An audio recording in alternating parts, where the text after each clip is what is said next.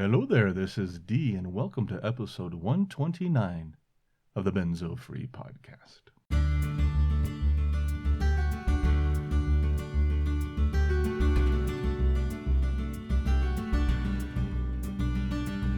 Well, hello there, and happy holidays to everyone here in the U.S.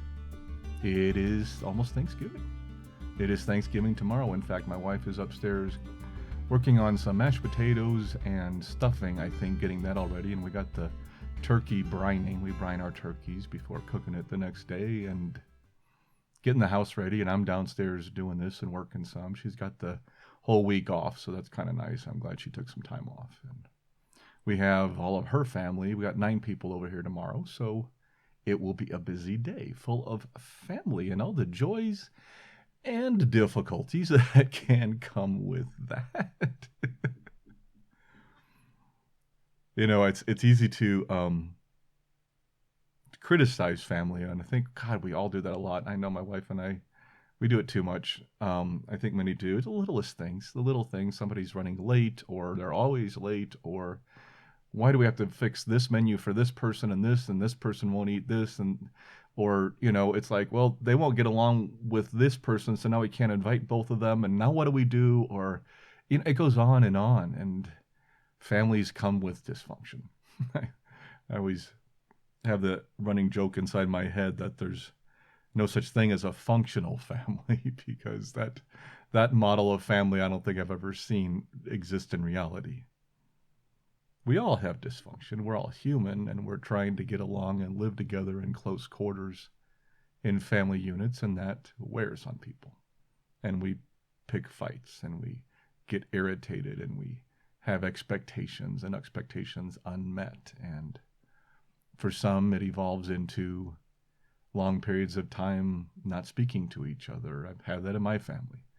And even to completely writing off that person.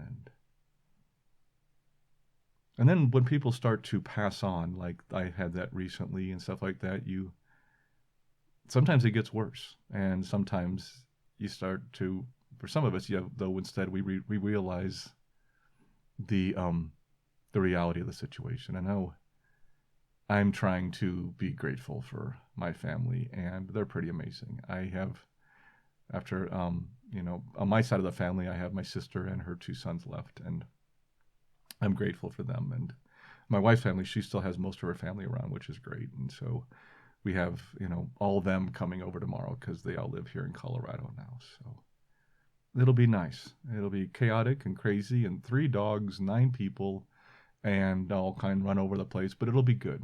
And and I'm grateful for that, because I'd much rather have that than not have it. So that's pretty cool. I wanted to talk about our website really quickly. When we did the last podcast with Doreen, we talked a little bit about giving your feedback of where you think we should take easing anxiety and what the future of it is, and what direction maybe we should head with that. And then I realized afterwards, after I got some feedback, that somebody wrote to me and said, I can't get your feedback form to work. And and it looks like on mobile devices, our feedback form was not working. So special thanks to that person for letting me know about that problem. I wanted to let you know it has been fixed now. I believe it is working. If it's not, please let me know. But it is working on the mobile devices, on cellular phones and stuff like that. So please go back and leave us feedback. We still want to hear from you about what you want from easing anxiety, where you see this going, what you're looking for, what you need. We really are curious to have that kind of feedback, and it's very beneficial to us, and it makes a big difference. This is your podcast, and I am very grateful for your input, so thank you so much for that. And actually, we had a comment just come in on one of the posts that we had posted, that Dorina posted, and this person, I'm not going to mention the name here, but this person was somewhat critical of what we're doing, even mentioned that if they knew somebody that needed support for benzos or for anxiety, they would not recommend our channel. And also had some criticisms around working with the psychological side of things, the mental health side of things with benzos. And I replied to that. Doreen also replied, since it was her blog post, and I disagreed. we agreed to disagree on all those comments. I'll admit the comment about would not recommend anybody to our site, basically that our site's, I guess, useless, stung. I'll admit it's, not fun to see that, but I also welcome and encourage some critique, criticism, as long as it's respectful. I welcome criticism. But that doesn't mean it doesn't, bother you. It's like when you think the last 10 years of your life, for some people see that as being not effective and not beneficial. And I disagree. I have to say that I've gotten hundreds of emails and feedback forms and comments saying how the work we've done has been beneficial. So maybe for that person and maybe for others too, it's not been, but I think we're on a good track and I think we've done some really good work. So I'm still proud of what we've done. But I just wanted to mention that we do get comments and we get criticism sometimes, and that's okay. I welcome that too. So if you're going to give us some feedback, it's okay to say, hey, I'd rather you not do these anymore, or not do it this way, or a lot more of this, or, we're looking for some interest on where you see us taking this. I've had a lot of, ideas in my podcast and my website over time. And then I teamed up recently with Doreen, who's helping me with some strategy and also writing some blog posts. So she's working with us here at Easing Anxiety, and I'm having other people coming on board too. So I think we're figuring out some things and we're figuring out where to go. I've been a little lost lately. I mentioned that in my recent post with insomnia, and there's been a lot of confusion and trying to figure out. I go through indecision sometimes. I think many of you who have been through bind and benzo withdrawal realize that indecision is another one of those symptoms. In fact, I should add that to my symptom list that we have on our training program, which I will talk about in a little bit. But I think that's a significant one. I've noticed that in my life. I'm definitely more indecisive than I used to be. And I think a lot of that's the self-confidence. Bind can really do a number on our self-confidence. So I do think those are associated and something that we can work on and try to improve on. But one of the things outside of that, our site wasn't actually beneficial and that he wouldn't recommend people to our site. He also mentioned that he believed that this was entirely a chemical thing, that benzodiazepines bind is entirely chemical. And once the GABA receptors are healed and all that's done, then we actually wind up better than we were before we went in, without doing any work on anxiety or mental health or anything. We just wind up better off. And I'm not sure about his background, but I disagree with that. I've not seen that. I asked him if he had some research, and he said he didn't, or that he wasn't able to pull it. I'm not saying that he hasn't seen what he's referring to, and I'm not doubting that. I'm just saying what I've seen is different. And it doesn't make sense to me that once we take the drug for, say we took benzodiazepine for anxiety, and then we on that drug, which helps to alleviate some of the anxiety for a couple of years, maybe we hit tolerance, and then we find out we might be dependent, so we come off the drug, we taper down. Symptoms start kicking in for a lot of us. Those of you listening, many of us are this way. Maybe that's protracted. You wind up in bind, but you have all these symptoms kicking in, severe anxiety, severe everything else. So recurrence of anxiety plus all this other stuff that hits you like really hard. And maybe say in a year or two, you're suddenly feeling better and you feel healed. And now the original anxiety is also totally gone. And maybe that happens to some people. But I think when it does happen, it's usually because we've learned things through this process and we've done some work during this process to manage that anxiety better and manage our life better and have a different outlook and a different mindset. That's how I think our progress happens. We don't have research on this. I don't have it. I don't think this person has it. But because nobody's done specific research on bind and psychological, take on how people recover and stuff like that. But I do think there is... I think your old self still comes back unless you have grown, either through conscious work on your own skills, on your own psychology, through counseling or something. And I think otherwise you're going to wind up right back. It doesn't necessarily fix the problem. It doesn't make sense to me that that pill that you took for a while fixed it temporarily, but when you stop taking the pill and you have this extreme anxiety and that fades, that now you're suddenly better. without anything else changing, it doesn't work for me, and I've not seen that. So we had some disagreements, but I like the criticism, and I like the critique, and it's a good discussion. It was okay having that. Like I said, I disagree that our site is not beneficial. I really believe it is, but I'm okay with that criticism. And also, I want to give this person a lot of credit. They were also very positive in the opening and the closing of this comment, and especially in their second comment. And we're saying a lot of good things about what we do here, and what I've done and what I've done over the years working here. Just that he doesn't believe the site as it is now is beneficial to people in bind or dealing with anxiety. And that's his take, and I get that. But anyway, it was balanced and it was respectful, and I had no problem with it, so I was okay. I just thought it was interesting to address that because we are focused more on psychology here and mental health than we are on taper plans, than we are on the actual, I mean, we do talk about the differences. We talk about the dependence. We talk about physiologically what's happening. And a lot of the research I do, and I'm on several research teams that I'm working on, we're looking at that. So this is knowledge, I've acquired some, and I've learned a few things, and I know more about that, and we interject that. But the reason why we do have more of a focus on psychology and mental health is because that's where we see we can make a difference. In my viewpoint, I've said this many times, I don't really see us making a lot of difference in relieving symptoms. The only thing I've really seen consistent in relieving benzodiazepine symptoms is time. And that time varies significantly, as we know, for different people. But it takes time for our bodies to heal via homeostasis, for the GABA receptors to heal, for all the other, all the peripheral nervous system, the central nervous system, all the different effects that this has, the muscles. Our bodies have to reset, and it can take months or years for some people. And I haven't seen anything yet that's been proven that can help us speed up that healing. But I do think if we can help people with some anxiety tools, if we can help people with, a different mindset, maybe even dealing with the 5 stages of grief, which I see a lot of times around benzos and bind.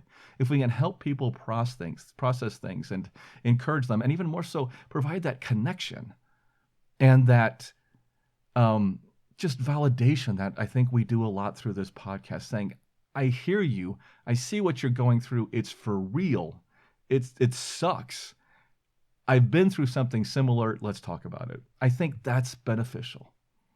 And I do believe, and I've seen people, as they learn to accept what they're going through, reach acceptance, and they've developed some anxiety management tools and can help reduce stress and anxiety in their life, I've seen that improve things continuously. So in my opinion, that's where I come from. And that goes back to what we're doing here on that direction of anxiety. So moving on from the comment, this is what we do. In fact, right now we're basically maybe 60 or 70% benzos and bind and like 30% anxiety, although probably it's more 50-50. And it might even move a little more that direction, because that's where we can make the difference. We'll provide the bind info, we'll provide the benzos. We're actually, I think, the number one site or one or two sites that pops up on Google searches for bind and benzos. And so we provide that information, and it makes sense. I mean, I'm a member of the research team. I'm an author on the paper that came out. I was part of the nosology team on bind. I was in the trenches of this stuff, so I know a lot about it and where it came from. So I'm happy to talk on that, and I'm happy to provide that information on our site, and we will continue to do that. But I also like the human side of things, the person side, the connection. And since day one, this channel has been about me connecting with you and providing that relationship, that friendship, that type of connection that helps us get through this. And that's what I want to continue to do. And so we'll keep working on life skills and philosophy and anxiety and all those things that help us live a better life. We might even do some more of that as we're moving along, but we'll keep doing some information on bind. And I just wanted to address that because of the comment and let people know that that's always been my focus and direction here, and I will continue to move in that direction as we go along. So that's where we're at, and I think this is beneficial. So anyway, I think I rambled on with that sufficiently, which I seem to do sometimes. So let's move on a little bit. Our feature today is things I learned from teaching Benzo peer training, Benzo peer support training. This is a course that we worked together over the last year and a half through the Benzodiazepine Action Work Group. And so we're going to dive into that in just a few minutes. Before I do, don't forget to check us out on our different channels. You can find us on YouTube and Twitter. We're at EasingANX. Again, that's at EasingANX. Or our website, of course, at easinganxiety.com. You can find all our content there. Search for any subject, create your own personal profile. And yes, I'll be on there, and Doreen will probably be on there next month. And we're going to have some more activity. So I'm not talking about it right now, but you're going to start seeing things on that site if you're logged in. If you're not, go to our site and check in and sign up for a mailing list. Create a profile on there if you want to, and we'll see what's happening. And remember, the Benzo Free podcast is for informational purposes only. Everybody sing along, and should never be considered medical advice. I want to always get that in there. We are not a medical advice channel, and that's one of the reasons, another reason why we don't do a lot of tapering. That's another reason we don't do a lot about those specific medications. We can't give medical advice. I am not a medical professional. Doreen is not either. She has a doctorate in public health, but neither one of us are medical, practitioners, so we cannot give medical advice. And that's one reason why we focus more on areas where we can help people out as they go through this. So that's that. That was the intro. Let's move on to our feature. I like the sound of that. And before I do, how you doing? Little gap here. I just want to pause for a second. I feel like whenever I feel like I'm breathless because I've been rambling on for 4 hours, even though it's probably been, what has it been? Here, I'm looking at my little recorder. 17 minutes. Wow. Okay. Been rambling on for 17 minutes. I like to pause for a second and check in with you and see how you're doing. I can honestly say that I've had plenty of symptoms kicking in lately, and dealing with insomnia again now for a couple of weeks, akathisia, pretty strong lately, and my dysphagia, my swallowing has come back again. It went away for a little bit, and now it's back again. Not as severe, but it's back. So yes, I'm still dealing with symptoms. Like I said once or twice or 3 times before on this podcast, I attribute that from a motivational standpoint to I still have symptoms, so I can still relate to you all better.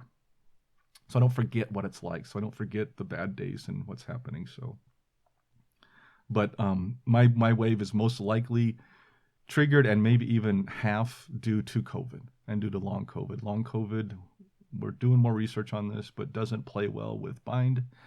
And many people have written into me, and if you got more on that, please let me know. I just think it's curious. But yes, both COVID and bind have neurological effects. We know that. We've seen that.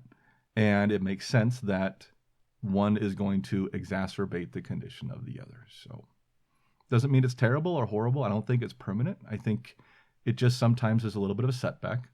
And yes, I'm still using setback. I'm going to stick with it. I don't mean setback like I'm back to square one. Not at all. When I say setback, I mean I went back a couple steps.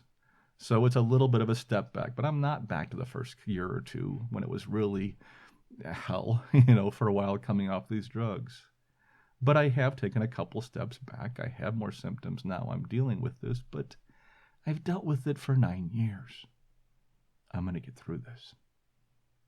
I can manage this. I can figure things out. I'll keep moving forward and we'll get there. So I'm not worried. And don't forget, I've done a lot of things wrong. I've made mistakes. I have other conditions. So my story will not be yours.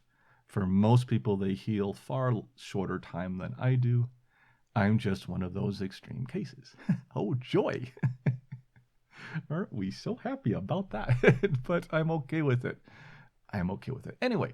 So that's enough for the gap. I just wanted to touch base with you all and say hi. Hope you're all doing well. And hope you got the holidays coming up. Hope you can enjoy them to some degree. Hope you can spend some time with some loved ones. And maybe, take a little break from the chaos of the day.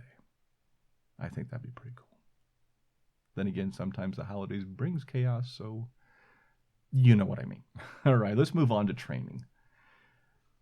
Today's feature is teaching benzo peer training. And the reason this one came up is I just got done teaching one of the courses for Benzo Peer Train. This is our third session. Our first one was a pilot. It was a free session we ran, and I taught that one along with Dr. Christy Huff and Ginger Ross.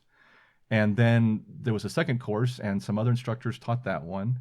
And then this one came up. This is our second paid one. It's a Colorado course, and so I just taught this one along with Ginger Ross from Choices Training and Lisa Gemmel from she was our shadow instructor. So Lisa Gemmel from Benzo Warrior.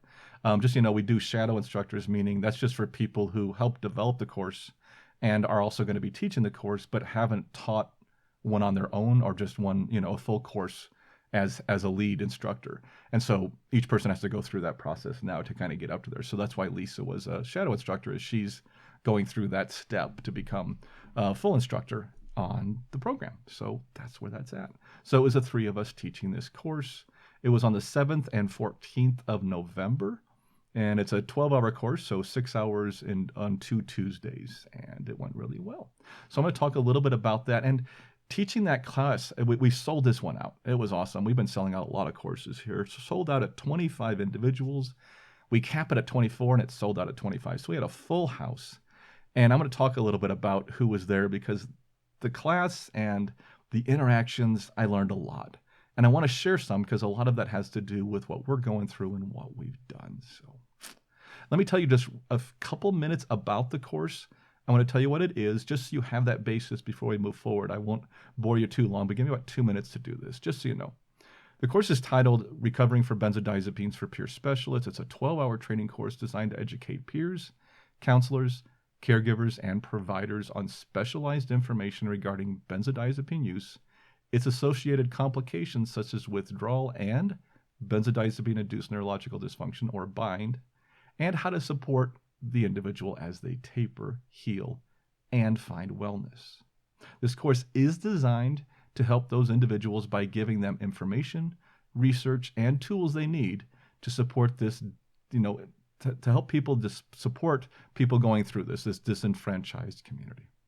It has been designed to meet state certification requirements and has been integrated into core recovery training as provided by established training organizations.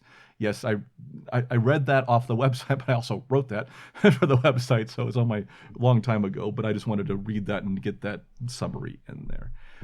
This has been a huge team effort. We've spent a year and a half working on it. I was project lead from the beginning, so I've kind of been steering this through. I also want to recognize Shana McCucci at the Colorado Consortium for Prescription Drug Abuse Prevention, who has been our program manager, and of course Susanna Cooper, who is our original one, but Shana's been taking over. She's been doing a lot of work behind the scenes. Other people involved are Dr. Alexis Ritvo from the University of Colorado and my fellow co-chair at Benzodiazepine Action Work Group, Dr. Christy Huff from BIC, Ginger Ross. She was our consultant from Recovery Training, Choices Recovery Training, Gina Olberding at the assistant director at the consortium, and of course our development team. And we had an amazing team developing this. Nicole Lamberson, PA from the Benzodiazepine Information Coalition, a medical advisor. She also produced and wrote the script for the video that we had in here. So awesome work. Terry Schreiber from the Schreiber Research Group taught our second course. She's solid, just a great gal. Trina Fates, MA, Boulder County Substance Use Advisory Group. She comes from recovery, but she also has experience with people who have gone through benzodiazepines. And then, of course, Barbara Connolly and Lisa Gemmel, both from Benzo Warrior over there. So, and then we had also, just to let Jay Billups to thank you. He's the guy who did the animation of the video. On the video, I wanted to thank those people. I wanted to get those names out there and to say thank you to our development team. It was a long process. Like I said, a year and a half went into this, setting this up, and it's finally taken off. The classes are going great. We're getting amazing feedback. We're selling out courses, and I'm so proud to have this out there, and I'm just proud of the team that worked with us to develop this. So thank you to all those people, and thank you to the organizations, and that covers that part. Okay, so I got that out of the way. Now the part, maybe you skipped over that and you moved on to this section, and that's okay. But here's the class. So this class that we just taught and this is a virtual training, so we all taught it through Zoom, and just kind of giving you the visuals of what it looks like.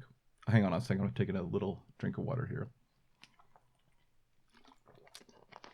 But when everybody signed up and we got here, we found out that half the people in the class of the 25 students were benzo people or had either direct effect, had taken benzos, or had work and support for benzos or caregivers or whatever. And the other half were recovery personnel. So people used to SUD, substance use disorder, addiction, people who work in that world. And that was a perfect class. That was a perfect class because it really helped, those two groups helped educate each other. Now, I want to mention something about the recovery world and the recovery. I didn't know much about substance use disorder, what we used to call addiction, which we now call SUD. It's just more appropriate for that group of people. But I didn't know much about that world until I was co-chair of the Benzodiazepine Action Work Group. And our group is part of the Colorado Consortium for Prescription Drug Abuse Prevention. So everybody else, almost everybody else at the Colorado Consortium are focused on SUD. Okay, they're focused on fentanyl and opioids. And we're this little world underneath them that is just focused on benzodiazepines. But I've learned a lot through them. And then, of course, creating this training and working with Ginger Ross, the founder of Choices Training, who taught me so much about the recovery trainings. In fact, all of our development teams, people I had mentioned up there, almost most of those people I'd mentioned, took a full recovery course training through Choices Training so we can understand the recovery world better. Now, why did we do that? I know that's a fair question. And I want to mention that briefly because, and this is all this learnings that I've taken, I've picked up from here.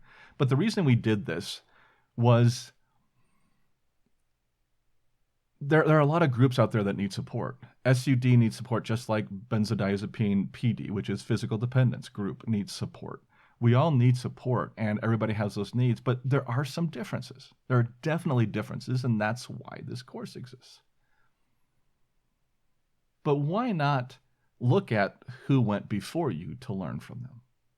So with our Benzo Action Work Group, we have learned from substance use disorder world and the recovery world about what they've learned. Are we different? Absolutely. Most of us have taken the drugs as prescribed, have no addictive kind of, related, no SUD related types of behaviors and stuff like that tied to it.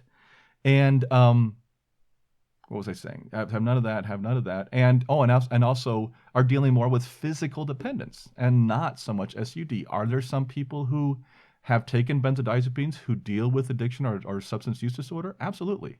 It's a very small percentage, though, from what we've seen. Most of the people who struggle with benzodiazepines, as most of you will agree, have taken the drug as prescribed and are dealing with physical dependence. The SUD world doesn't really know as much about that. I mean, they know physical dependence as the way it's tied with SUD, but they don't know people who are just dealing with physical dependence. What does that look like? And that's, again, one of the reasons for this course. So our goal is not just to help people in the benzo community get training to be better support personnel for people going through this, but it's equally so that the SUD world, the recovery world, now understands the needs of the benzodiazepine individuals and what they're going through. So how that's different from SUD and why we need to change things. Many of the people on the recovery side in this class work at rehab facilities, mental health facilities. These are the individuals we're trying to help educate so they understand, wait a minute. Benzodiazepine dependence is different. And we need to be knowledgeable about that, and we need to help them with what they're going through. That's what this course, I'm hoping, is a big benefit in that area. And it seems like we're attracting people, and from the response, it seems like we're getting that message across. And I love that. I'm just so excited about that. You can tell me I got passionate about it. It's so cool that this course is out there and going now and working. And we got 4 more classes ready signed up before July, the end of the fiscal year. And then we're just going to keep going. And more national ones. We got a New Hampshire course coming up. We got a overall national course coming up and some more Colorado courses. So there's a lot going on. Just please go check us out. I didn't mention this before. I forgot to. To learn more about the benzo training, please check us out at benzopeertraining.org. Again, that's benzopeertraining.org. That will take you right to the site at the consortium, which talks about it. You can also sign up there to be notified when new classes are up for registration. Okay? And to sign up for these courses, if you do early bird registration and get in early, it's less than $100 to sign up for this course. A 12-hour course, and it's less than $100 to sign up if you sign up early. So that's all because the consortium has helped to subsidize um, some of this course and some of the training of this course. And so we've tried to keep the price down. So anyway, with this mixture of the SUD world, I want to make sure that people realize, I know a lot of people in the benzo community look and say, well, we don't want anything to do with recovery or SUD or addiction, because we're not that. And I hear you, I get that. But we've learned we make the most progress by learning with other groups who have taken a similar path before us. The opioid crisis has gotten a lot of attention, and they're getting a lot of help, and they're getting a lot of funding. It makes sense for us to look at that and figure out what can we learn so we can get some more attention, get some funding, and make more of a difference. And yes, we're different, but let's help educate their community on how we're different. And guess what? They just might educate us, and they have with me, on what they're going through. Nothing wrong with understanding both of these groups. So that's why it's so important, and why we've teamed up with recovery groups and stuff like that, is that this is a group that's about benzodiazepines, what we're going through, but we're also, using some of the protocols used with SUD, because it's still good things about compassion fatigue. There's still good things, there's a lot of good stuff in these ones that, anyway, I'm rambling. We teamed up because it made sense. So anyway, these classes have been quite interesting. I learned so much. We do a lot of interactivity. We do a lot of breakout sessions, and we do a lot of discussion. So one thing I've learned from Ginger Ross, who is our consultant through Choices Training. I'm a teacher from way back. I used to teach screenwriting, believe it or not. For years, I was on the board of the Vail Film Festival for 10 years, and I taught screenwriting all across the country in different sessions, and I used to teach it at college. And I learned a lot, but I was always an in-person teacher. And I hadn't done any formal, I'd done some training before this on virtual, but I hadn't done a lot. So I learned a lot on how to do more of a interactive class without being in the class. And Ginger Ross at Choices Training helped us a lot with that. She's really done a great job. She runs her own training session, and she's been our consultant on this, helping us develop this since day one. So she is a big part of this, and she still helps us teach us, and she still runs the registration for the classes. So it's really been great. But I've learned a lot from her about interactivity and discussions and getting involved with people. And some of those lessons we're going to include here at Easing Anxiety, because those discussions and that interactivity are things that we can feed into maybe some, hint, some trainings that we're going to be doing on our site, and maybe some other work that we're doing, and some interactivity and our online community. So it's good to know this, because it's just that you want that community. And I think a lot of groups like Benzo Warrior and others have really done a great job at creating that community. And we're really grateful for that. I'm really grateful for that. So we learned a lot. I wanted to mention one of the best, and I'm just kind of thinking through the course and the things that I did pick up from doing this, but I already mentioned that I've learned so much from the recovery community about what they go through. And that's been exceptional, because I really do understand them a little better. And I am grateful for that. We did talk about bind. And in fact, module 4, this was all broken out into 9 modules over 2 days. Module 4 is entirely on bind. It was really interesting because we got a lot of good feedback from this audience. Remember, this audience is half benzo, half recovery. But especially on the recovery side, they never heard of it. Of course, bind, and bind's a new term, and it's a term we propose. We're not forcing it. It's just where we are promoting it.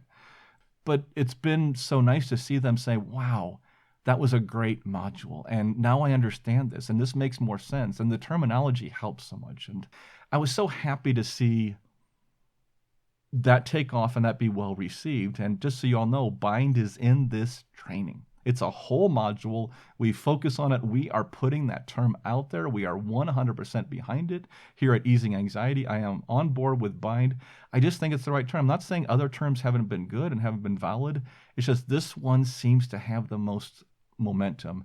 And in part, a lot of organizations were behind it and all involved in creating this with the research and everything. So it just makes a lot of sense. And so I'm just happy to see that. And I wanted to share that with you all, that people are learning about bind outside of the benzo community now.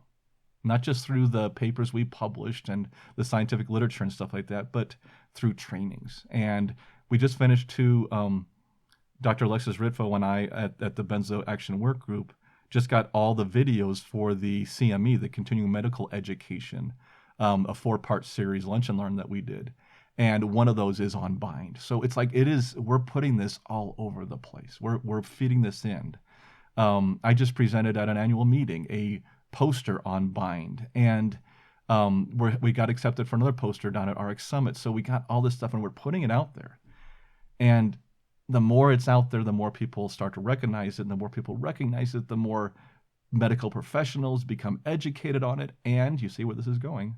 The more medical professionals that get educated, the better help we get and the people struggling get. And that's what we're trying to do. So yes, I talk with passion and excitement sometimes, and that's when I start to talk faster, because I'm excited that we're making a difference, and it's a team effort 100%. And the people who put their team into this work are just amazing and solid, and I'm so grateful for all of them. So thank you for all those people that came together on this team and worked on it.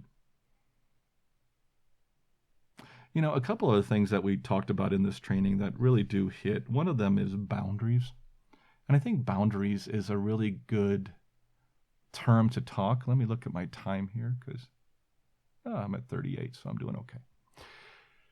I always try to keep it under an hour. I don't always make it. And now I'm actually trying to get it closer to 30 minutes, though I'm not even coming close today. So we'll see. I'm trying to bring the brevity in on these courses, on these podcast episodes, but we'll get there. But boundaries is something I wanted to touch on, and was something I thought was really interesting. It was well perceived, but it's also something I want to make sure we emphasize. And that is, and I'm thinking of boundaries in 2 places. One is as the person going through benzo withdrawal or bind, and of course as the person supporting that person or the support personnel involved. And that could be the caregiver, it can be the benzo peer support specialist, which this course is for training. It can be whoever, but we need to set boundaries in different areas, because like boundaries for us as the patient, our boundaries can be around triggers. Triggers are our perfect area where we often set boundaries. I'm not a believer in permanent boundaries, but I am a believer in temporary boundaries, in establishing boundaries when they can help. And in benzo withdrawal is a perfect example. You just came off of clonazepam for 10 years or whatever, and that first year or 2 might be really tough. And maybe in that period, it's good not to expose yourself to too much stimuli. Maybe you wind up with extreme light sensitivity or extreme sound sensitivity. Well, then that's a good idea to set a boundary around that, about how much exposure you had to that. Maybe you're having a lot of cognitive difficulties. It's a great time to limit the challenges, maybe. Not that we don't want to still try to use our brains, but limit how much you have to rely on that when it's not working too well. And then you get more frustrated. And we're trying to stop that rumination cycle of, damn it, I need to do this at work, and I got to think through this, and I can't think through this. And that builds, and it builds into our anxiety, it builds into our depression, and it builds into our frustration. And setting boundaries, like I did boundary around news. I didn't watch news for almost 5 years because it was a trigger for me at the time, and I couldn't handle it. Now, that's a long time to set a boundary, and hopefully shorter than most people will be setting, but I've moved past that now. I now expose myself to some news, not all, but to some, and some of it's not stuff I want to see, but I handle it significantly better than I used to. I still get worked up, but here's the thing. Back then, if I saw a news article or something that really irritated me, I could carry that for 24, even 36 hours. I mean, it could take me a day to let go of that. That's how wound up we are, and that's how long it takes, that cycle. You know, that glutamate and that GABA cycle, that we just don't have the brakes, and so we just keep building up. Now, if I read something like that and see something that, we're talking minutes. I mean, I'm worked up for a few minutes, and then I go, okay, move on. And I move on, you know, and it might still linger in the background, but it's not ruining my day. And that's the growth that we get as we go on. And that's why we can do better as we move along. But for certain times in benzo recovery, we set boundaries. And when you're a support person or a caregiver or a coach or a support specialist, we especially need boundaries there too. You have to take care of yourself first. You are no good to anybody else if you're not taking care of yourself. And it's so easy to not take care of yourself, but you have to take care of yourself. And you want to try to make sure the person you're taking care of understands that. And the person who's going through it, if that's you, you need to understand that that caregiver also needs some time off. They need some self time. They need some me time. Because if you don't give that to them, if you don't allow them to have that, they may not be there much longer.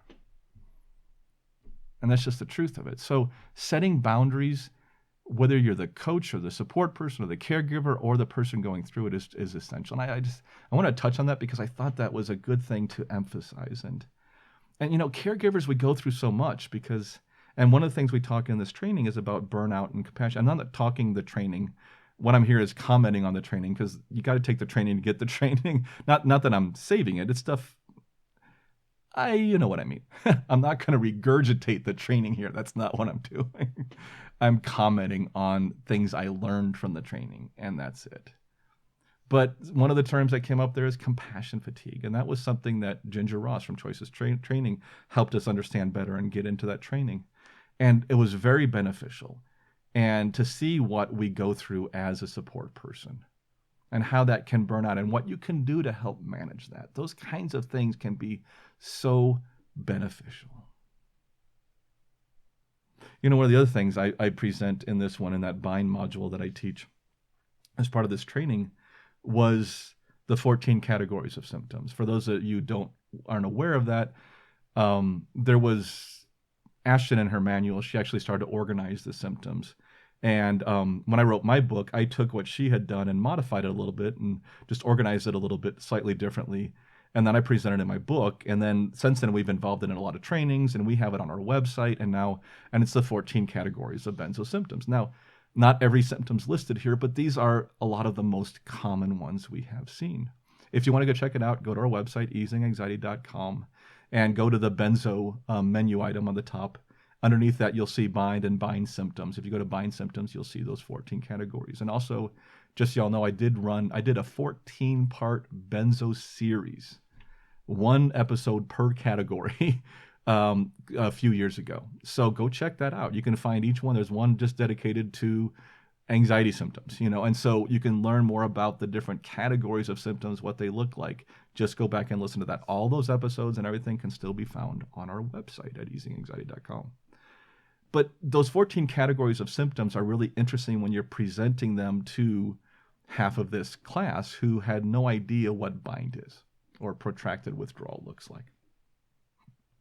And when they see that list, and for those that don't know, this list is broken down into, hang on, while I'm talking, see, I'm actually driving my computer. I usually just mute this. I don't mute, I pause and I go find this and bring it up. But screw that. I'm going to bring it up while I'm talking to you really quickly. And you're just going to see me do this live. So I'm going into this folder, and then back into this folder. And then we're going to bring up this one. There we go. As that loads, see, that was much smoother than I usually do. I usually wind up in the wrong folder, going the wrong direction, and I have to backtrack and everything. But these 14 categories of symptoms, just to review them really quickly, we broke them down into psychological and physical. And again, I credit this to Ashton. She did 90% of the work here. I just did some extra work when I put it in my book. So, and the 7 for psychological were anxiety type symptoms, behavioral, cognitive, excitability, perception, sleeping, and social.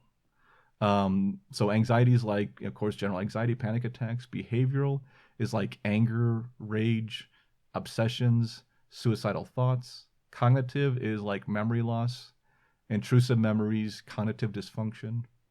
Excitability, one of my favorites, because I'm so is cognitive, but I have both of these still. I definitely have the akathisia. That's come back, and it's strong again for a while, and come tied with insomnia and my tinnitus, and it's been fun.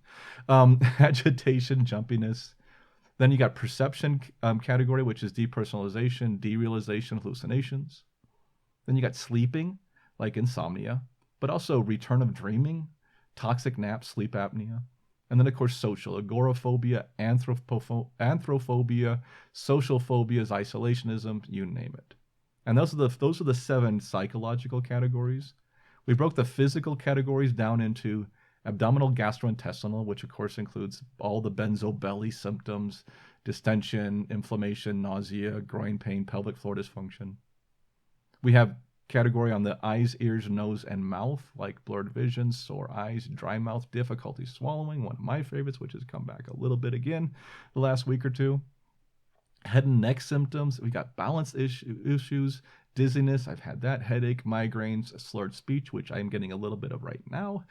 The more I talk, that starts to kick in. Heart and lung symptoms like overbreathing, chest pain, air hunger, heart palpitations. Muscular, as we all know, or most of us know, benzodiazepines are excellent muscle relaxants. When we come off them, our muscles seem to have a lot of problems with that. Aches and pains, fatigue, weakness, sprains, pulls, tears, twitches, jerks, tics, you name it. Last 2 are nerve sensations, including hypersensitivity to light, to sound, to all kinds of things, numbness, formication, skin rashes. In fact, I got hypersensitivity in the mouth now. My teeth are extra sensitive. That's a new one. I didn't have that one before. I just got that one in the last 3 months or so, to have hypersensitive teeth. I've been to the dentist 2 or 3 times on it already. Can't find anything wrong with my teeth, but they suddenly, out of nowhere, just became hypersensitive. It's fun. It's just fun. And of course, immune and endocrine symptoms: breast swelling, breast pain, menstrual difficulties, sexual dysfunction, loss of libido, also lowered immune system, all that tied in. So I'm not going through the detail. You can go find those on our website at easinganxiety.com. Just look for the bind symptoms and you'll find them on there. But I thought that was interesting because presenting that to that class, you just start to see these symptoms and the number of symptoms and the confusion around them. It's nice to present them in an organized manner, to where we can say, hey, here's how the symptoms break down. This is what we've seen most often. These are common. But their reaction is like, oh my God. And the fact that some of these go on for months or years really overtakes them. So now, through that, I do want to put a caveat in really quickly. As I mentioned, yes, I still have symptoms. Yes, I'm in a wave right now. Yes, I'm getting insomnia, haven't slept well, making seizures, kicking up in the middle of the night. It's not been fun. It's a struggle, and I hate it. As he laughs. But also don't forget, mine was also kicked off with long COVID. I have other conditions that are affecting it. Yes, I have symptoms at 9 years. It doesn't mean it's going to be you. I have other conditions that are causing problems. I did some things wrong. So please, when I say that I'm still dealing with things, you don't look at me and say, oh my God, that's going to be me at 9 years. The odds are definitely against that. Okay? Only a very small minority of individuals have symptoms that last this long. I'm just one of those lucky ones. But you know what? I'm so much better than I was the first year or 2 off these drugs. So much better. So I got that going for me. I can deal with some symptoms. I have adapted. I've learned to handle them, and I've learned to live around them.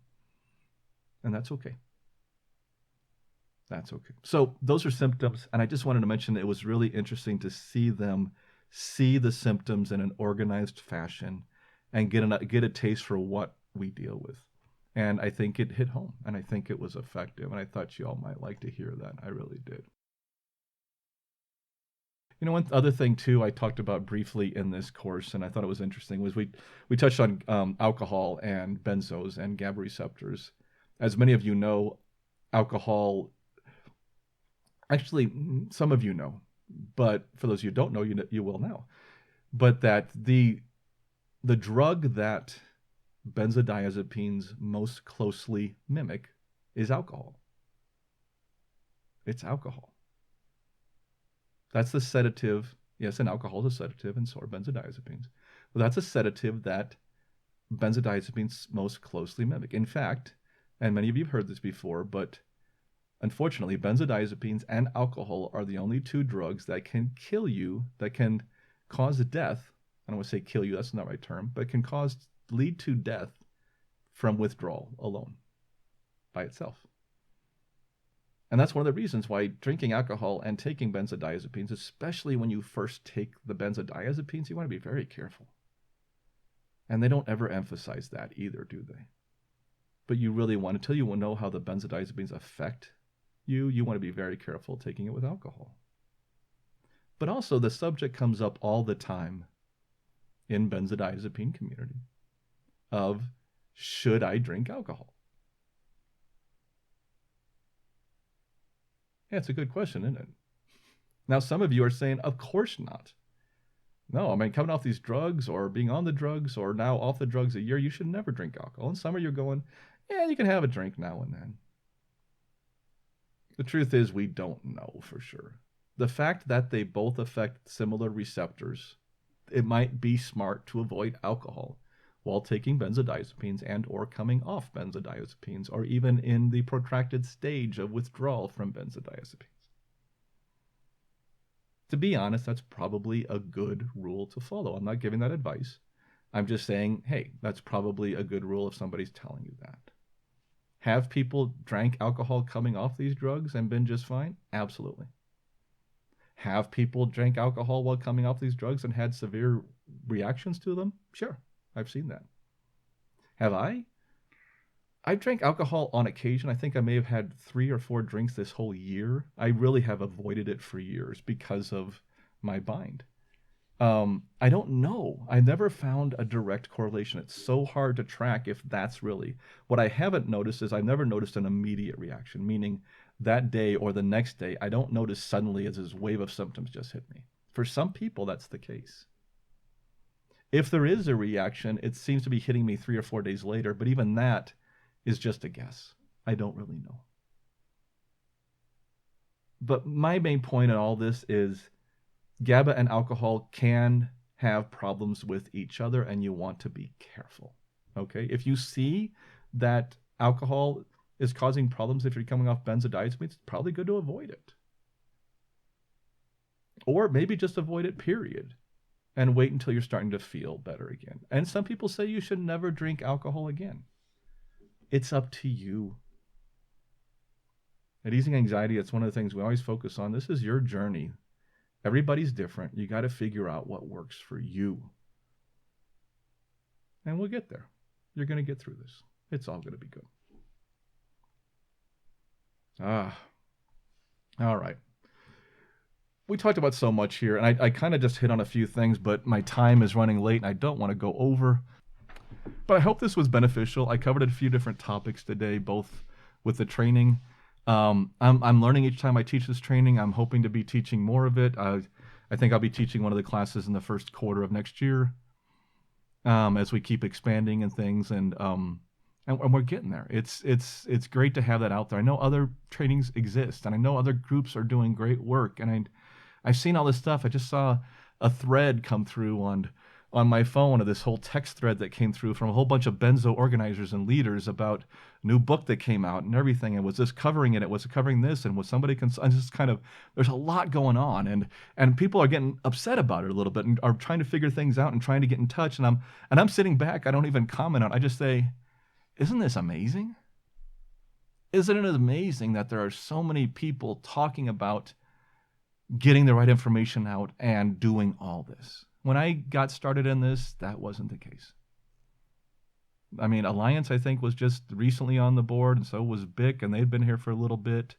Geraldine Burns was out there. Baylissa and Jennifer Lee were out there, and a few other ones were doing work. Of course, the Ashton Manual. There wasn't much, though. When I started writing my book 10 years ago, there wasn't much out there. Benzo Buddies, of course, was out there still doing the work there. And some other sites and stuff like that. I think Inner Compass was there. Although they're not just benzo focused, they're all prescription meds, but still they do good work. And there were sites, but it was the world now with all the different coaching sites and all the different YouTube channels and everything else. It has just exploded. And well, yes, there is some misinformation out there. And yes, there are some sites that I may not recommend. It's just amazing that there are all these support options. So please go check those out and take a look at them and figure it out, and go to our site and go to some of these other sites that we work with and get the information you need, get the support you need. You got this. You got this. You can get through this. This is temporary. It does improve. It does get better. there is a bright blue sky, sunny day on the other side. I'm not just blowing smoke up your blah blah. I'm telling you the truth. Okay? It does get better. I'm doing good. I've struggled with some things, but it's not all benzo related. A lot of other things are just stuff that's happened. So I'm doing okay. And so many people are doing so much better and have had total success and are living great lives. We just got to get through this. Just got to hunker down, put the head down, power through it, and we're going to make it. Give me about 20 seconds here for my disclaimer. Thanks. This podcast is for informational purposes only and should not be considered medical advice in any way. The host of this podcast is not a medical professional, nor is he engaged in rendering medical, health, or psychological advice, nor any other kind of personal or professional services. The views and opinions expressed by our listeners and interview guests on this podcast, whether read from textual submissions or presented in their own voice, do not necessarily reflect those of the Benzo Free podcast or of its host. Withdrawal, tapering, or any other change in dosage of benzodiazepines, non-benzodiazepines, or any other prescription drug should only be done under the direct supervision of a licensed physician. Our full disclaimer can be viewed on our website at benzofree.org/disclaimer. Well, that winds things up. Thank you so much for coming. And that closes out episode, what was this episode? 129 of the Benzo Free podcast. Our next episode will be 130. I'm hoping I'll get one out here in the first week or two of December. That's the goal, before the holidays really kick into full mode. And then after that, I'm on vacation for 2 weeks. I'm doing some hiking down around Tennessee and Kentucky and Georgia, and then popping down to Orlando for a little bit of theme park activity. I had thought about doing some kind of easing anxiety event down there, but I didn't put one together. I still might hint at something as it gets closer, but I don't know. It's just been, I'm just letting you little, inside the brain, come on in and hear what I'm thinking moment. But I don't know. We're definitely going to want to do some in-person events as we move along. I'm just not sure if now's the time yet. But I'm definitely going to bring my recorder along. I'm going to hopefully meet up with a few people from the podcast and do some recordings. So, hey, it's a road trip. I do road trips sometimes, and I'm really looking forward to bringing you all along on parts of this one. So I think that'll be good. So thank you again for joining me today, and please let us know how we did. And as always, please remember to keep calm, taper slowly, and take care of yourself. I'll see you next time.